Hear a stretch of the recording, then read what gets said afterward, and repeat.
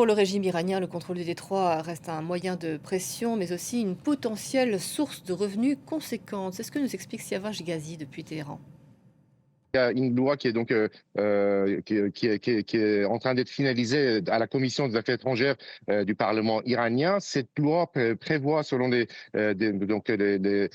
informations publiées par les médias iraniens, comprend une 11 articles, notamment par exemple tous les pétroliers qui veulent traverser le détroit d'Ormuz seront obligés d'appeler le Golfe Persique donc dans leurs documents Golfe Persique, sinon interdiction de traverser le détroit, mais plus sur le plan des réparations.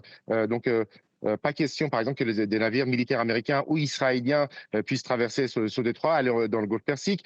Autre condition, c'est que tous les navires devront payer donc des taxes en monnaie iranienne, de préférence environ 2 millions de dollars. Cet argent sera nécessaire pour la reconstruction de tout ce qui a été détruit en Iran, qui sont évalués donc à 300 milliards de dollars. Selon les estimations des experts, cet argent, cette taxe qui sera perçue, ça va représenter quelque chose comme 80 milliards de dollars par an, donc une somme très importante, bien plus par exemple que les exportations pétrolières de l'Iran. Donc pour l'Iran, c'est très, très important.